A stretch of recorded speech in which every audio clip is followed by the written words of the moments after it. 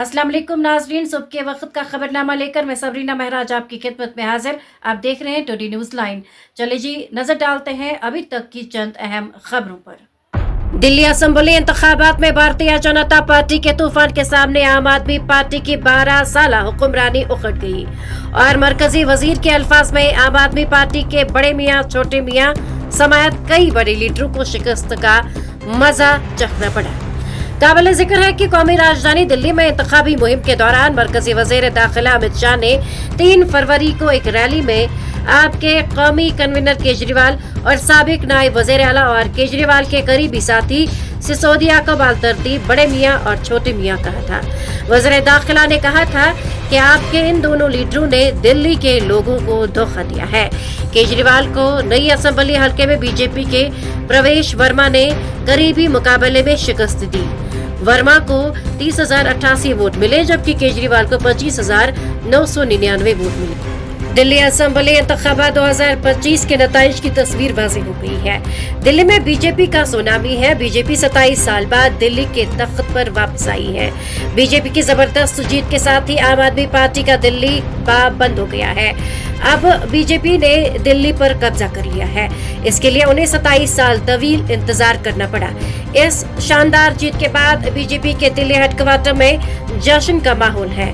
वज़ीर-ए-आज़म नरेंद्र मोदी का शानदार इस्तकबाल किया गया।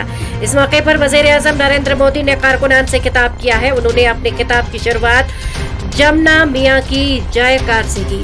उन्होंने कहा कि इसमें मैंने दिल्ली वालों से अपील की थी कि 21वीं सदी में बीजेपी को खिदमत करने का मौका दीजिए। दिल्ली को तरक्की याफ्ता हिंदुस्तान की तरक्की याफ्ता राजधानी बनाने के लिए बीजेपी को मौका दीजिए। दिल्ली असेंबली इंतखाबात में बीजेपी की वाज़ेह बरतरी के बाद दारुल हुकूमत में सियासी हलचल तेज हो गई है। इस दौरान जनरल एडमिनिस्ट्रेशन डिपार्टमेंट की जानिब से एक अहम हुक्मनामा जारी किया गया है जिसमें आला अफसरान को फौरी तौर पर दिल्ली सेक्रेटेरिएट पहुंचने और सरकारी दस्तावेजात व डेटा की हिफाजत को यकीनी बनाने की हिदायत दी गई है। GAD के जारी करदा हुक्म में कहा गया है कि किसी भी सरकारी फाइल, कंप्यूटर या हार्डवेयर दीगर मवाद को इजाजत के बगैर सेक्रेटेरिएट से बाहर न ले जाया जाए। ये हिदायत तमाम मुतल्लका महकमों और ब्रांचों के अफसरान को दी गई है ताकि सरकारी रिकॉर्ड फाइलों और इलेक्ट्रॉनिक डेटा को महफूज रखा जा सके। इस हिदायत का इतलाक न सिर्फ सेक्रेटेरिएट बल्कि वजारती दफातर और कैंप अफसर्स पर भी होगा। जम्मू कश्मीर वक्फ बोर्ड की चेयरपर्सन डॉक्टर दरख्शा अंद्राबी का कहना है कि दिल्ली असेंबली इंतखाबात में बीजेपी की जीत वज़ीर-ए-आज़म नरेंद्र मोदी के विजन की अवामी तवसी का नतीजा है। उन्होंने कहा कि मुल्क में सियासी थिएटर किसका दौर खत्म हो चुका है। मौसूफ चेयरपर्सन ने इन बातों का इजहार दिल्ली असेंबली इंतखाबात में बीजेपी की तारीखी जीत पर रद्द-ए-अमल जाहिर करते हुए एक्स पर अपने पोस्ट में कहा।